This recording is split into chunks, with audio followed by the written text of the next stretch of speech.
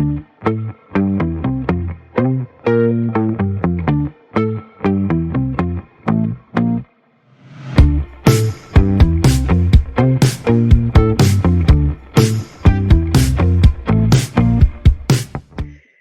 guys, welcome back to Inclusivity Podcast, episode 8, where we invite you to listen with your cup of tea.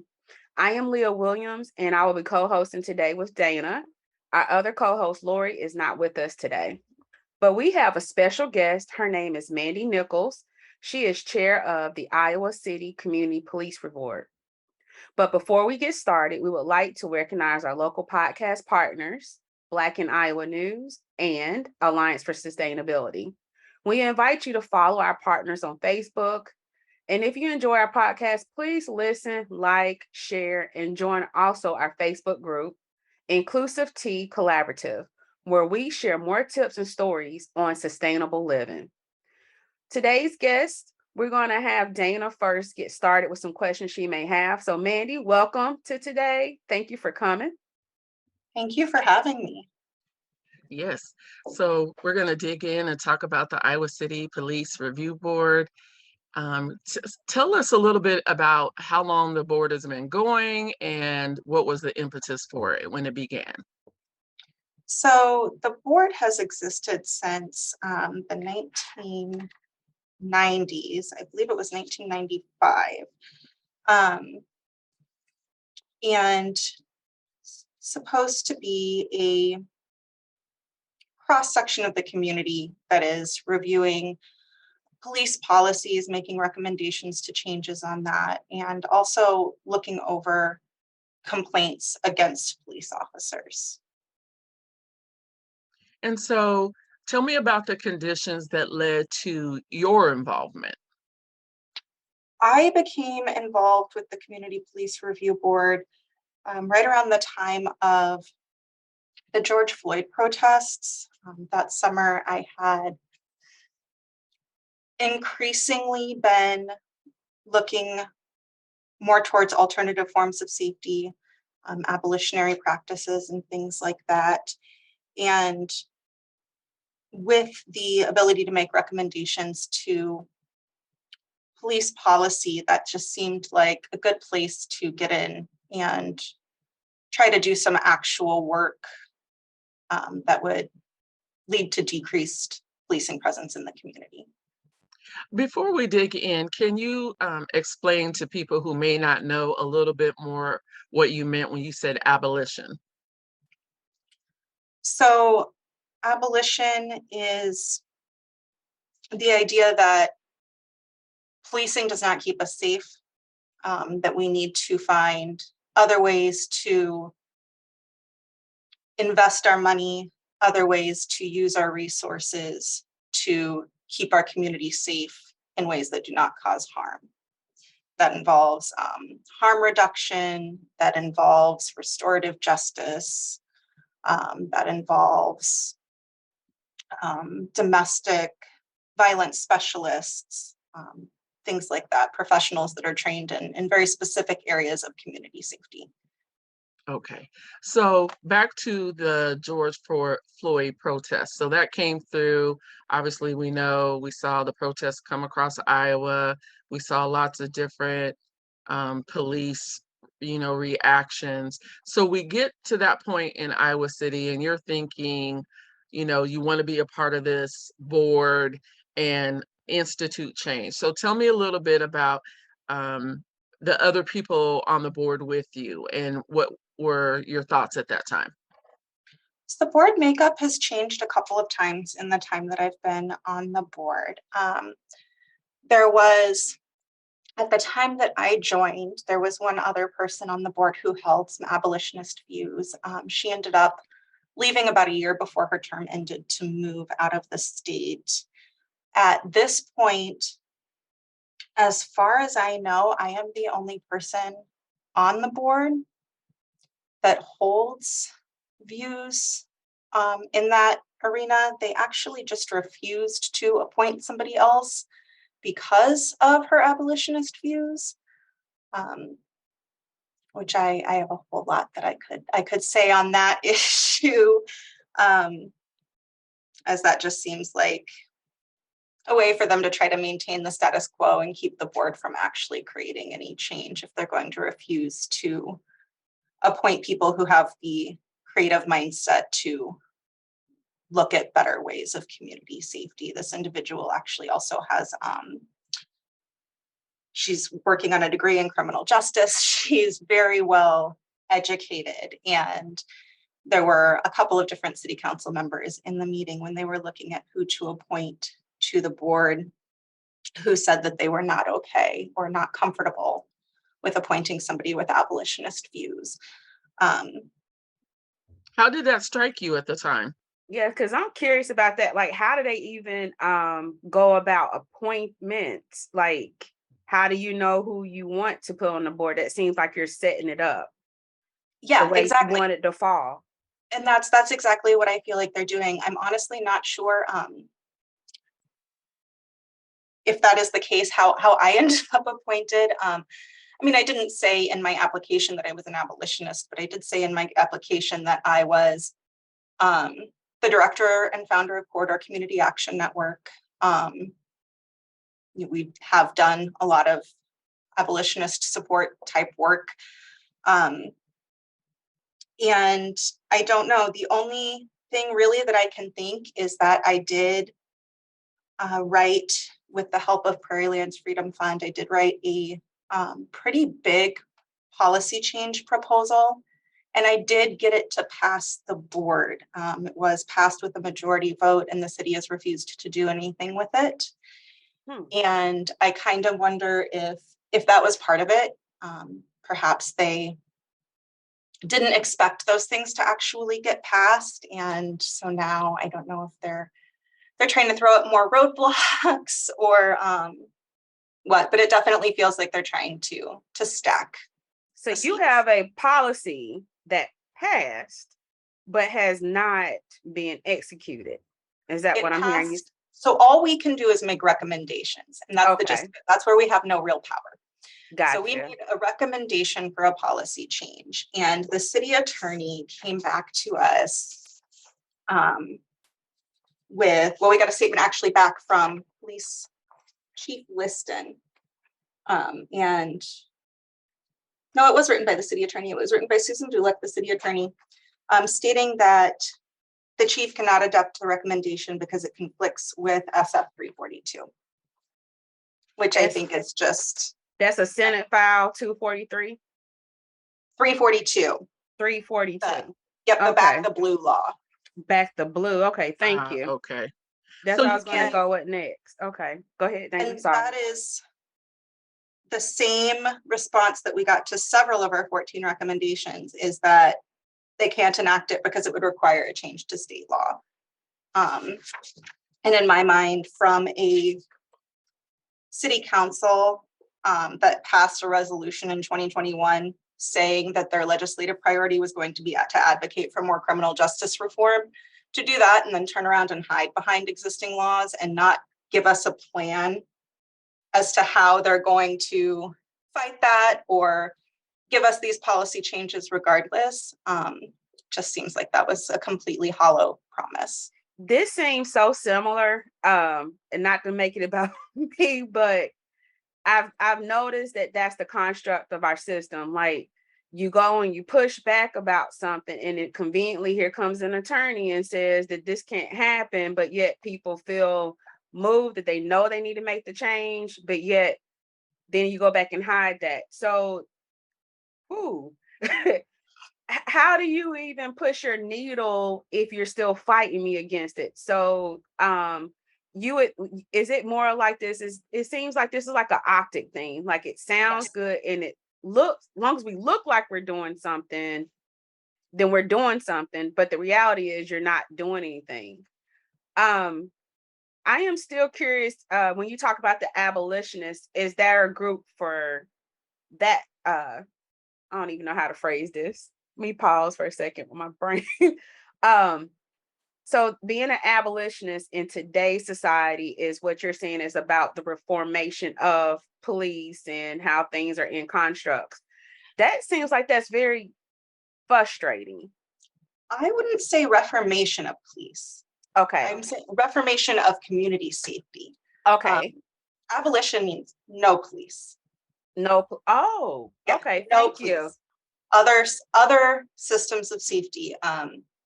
Like for example, in Iowa City, 15% of our arrests in 2021 were substance use related.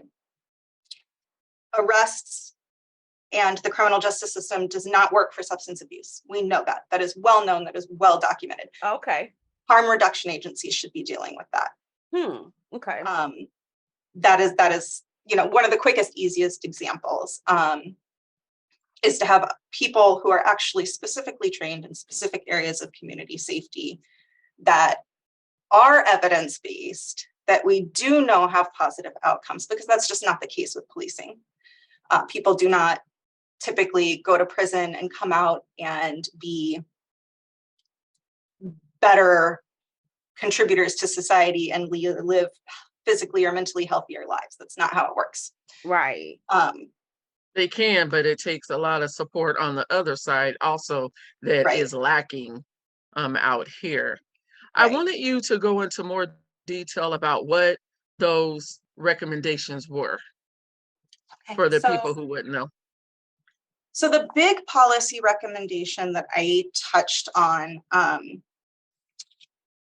was one in which, so the current ICPD policy is to patrol in a proactive manner, to investigate suspicious persons and circumstances, and to actively enforce the laws.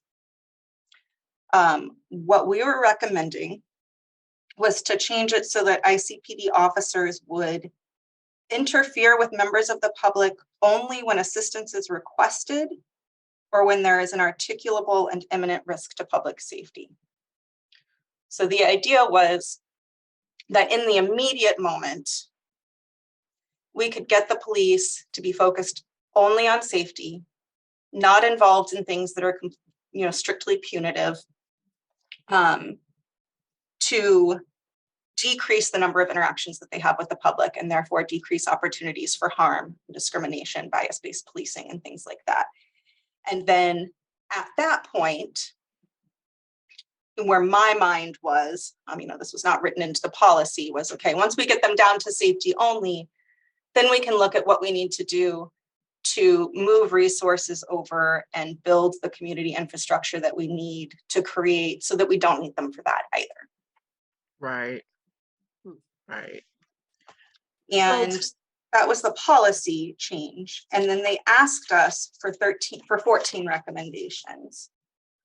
And that was in result to the Iowa Freedom Riders protests that were happening the summer of the George Floyd murder. One of the things that they were demanding here in Iowa City was that the CPRB be given more power. And in response to those demands, the city came to us and said, give us recommendations for what we can change about the city code to give you more power. We asked for disciplinary information. We currently do not get that. Explain what you mean by that. So disciplinary action that takes place within of police officers then? For a sustained complaint. So if we get a complaint, if we say, yes, this complaint is sustained, we've reviewed the video, we've talked to the complainant, this officer violated policy, we submit a report to the chief and the city council that says that, and that's the end of it. We don't know if anything happens. So we requested that we could receive disciplinary information and report in our findings whether or not we thought the discipline was reasonable or fair. They said that's against state law. So it's almost like making sure there's a checks and balance. You're looking more like if I was doing an audit, how do I know you're passing what you said you would do based upon my recommendations? I have no way of knowing you're doing it if we're not being transparent. Exactly. And yeah, they said that was against state employment privacy laws. We asked for the authority to request that city council have a disciplinary hearing if we were in disagreement with the chief. Same thing. We were told that that's in violation of employment privacy laws. We asked that officers are not currently required to comply with our investigations. The department is required to allow us to access video. But the individual officers, we don't even get their identities unless we happen to see them in the video. You know, if they're on video as opposed to it being their private body camera, then obviously we can tell who it is. But none of the reports have identities in them. So they're protected basically. No matter what, they have this cocoon of protection. You got an attorney, you seeing the laws, and now you're seeing department versus the individual. So the department has to give us the video, but the individual officers do not have to have anything to do with our investigation if they don't want to. So we ask that they be required to comply or receive discipline. We were told that would require us change to state law. We asked for the respondent to be given an opportunity to reply to the chief's findings. We got that. Okay. So it used to be the person would make a complaint, the chief would respond, and then we would get it. Now the person does have an additional chance to respond to what the chief says. So if they see something in the chief's report that they're like, no, that's not what happened, they can make another written statement, and that comes back to us before we complete our investigation. We asked for the online database of officer complaints to be improved to allow for quick searches of complaint history and to use a computerized risk management system to analyze trends. There are other CPRB boards in the country that use those management systems, but we were told that that's against state law. We asked to have all complaints of misconduct forwarded to us. This, I think, was the biggest one we got. So previously, we would only review complaints made directly to us. People can file complaints with the police department or with us. Now, if they're filed with the police department, they are forwarded to us. I think that is the biggest win that we got out of the requests that we made. Okay. We asked for more information in the quarterly reports on demographics and things like that. We got that. There's some that we're still waiting to hear back on. I'm trying to go through these as quick as I can. We asked to expand from 5 to 7 members. They gave us that. We asked for people to be allowed to file complaints anonymously because of the power imbalance that exists in these situations and the fear that can exist. We were told that that was against state law. We asked for an extension of the amount of time that you can file a complaint. It used to be 90 days after the incident. Now it's 180. That's great. Okay. But yeah, those big things were all kind of pushed behind the law, the things that I think would make more of a systemic impact. So I heard you say it's about state laws needing to be changed is one of the reasons. I'm curious, have you considered maybe having an attorney yourself so you can have another side of the argument? Because, it's our checks and balances. You can argue for or against something. There should be someone that knows there's another case that can prove something. But in today's society, we're 2 weeks ahead talking, but we know we just experienced the Roe versus Wade, for instance. Things can be changed. I wondered, are there any state representatives that you have that you could talk to, or is that not something you've considered? So that is not within the work of what the CPRB does. The CPRB does have an attorney, but the attorney is more for making sure that we're not violating confidentiality, things like that. When we made these 14 recommendations, we were told by the city council not to worry about existing law. Shoot for the sky, we'll see what we can do. But they have given no indication that they intend to make any efforts to actually push the legislator on any of these things. So when it comes to that, I think that's when we have to get into looking outside of the city structures and into other organizations like ACLU and No Justice, No Peace, and other groups doing that kind of work. which is why I kind of try to keep feet in both sides, because I think it takes both. I think you kind of got to work from within and without. Right. So where do you go from here with the city? With the city, I'm just going to keep pushing them. And really trying to bring some awareness from the general community as to the way that I think that they really are using these boards, both the CPRB and the Truth and Reconciliation Committee, as optics to make it look like they're making an effort and they're being progressive, when really anything that we or the TRC asks for that would create the kind of systemic change that is needed just seems to have one reason or another that they can't do it. So is it fair to say, like, remove all the smoke and mirrors? And Yeah. let's truly make the changes you say that you stand behind.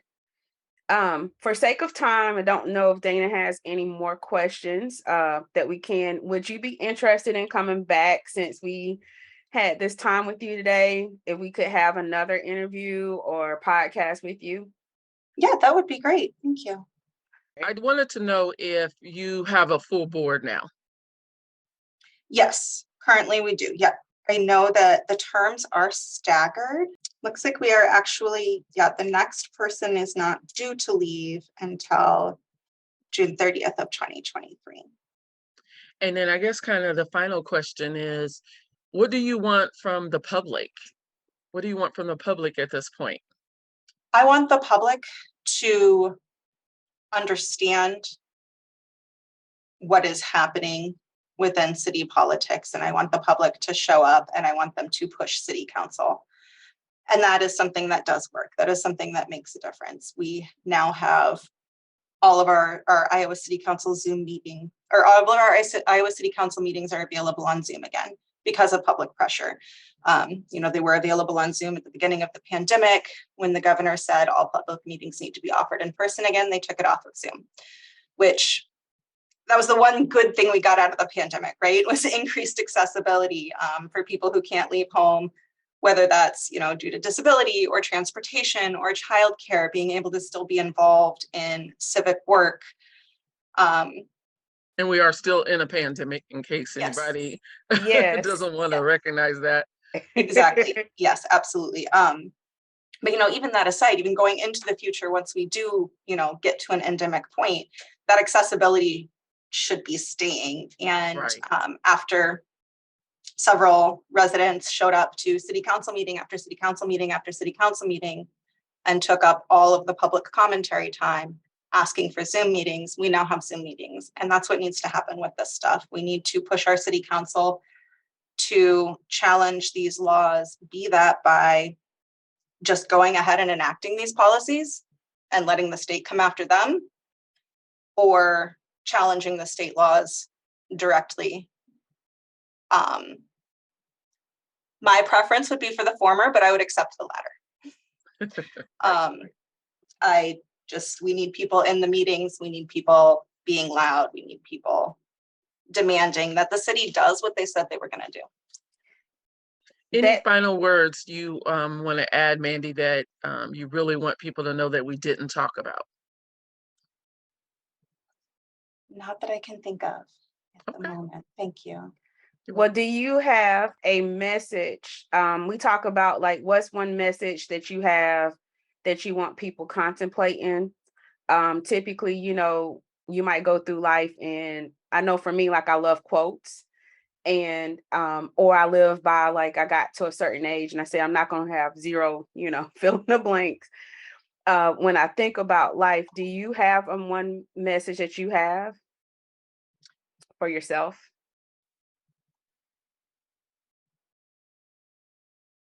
I think really it just comes down to breaking things down into actionable steps. Like, a lot of what is going on right now feels very, very, very overwhelming.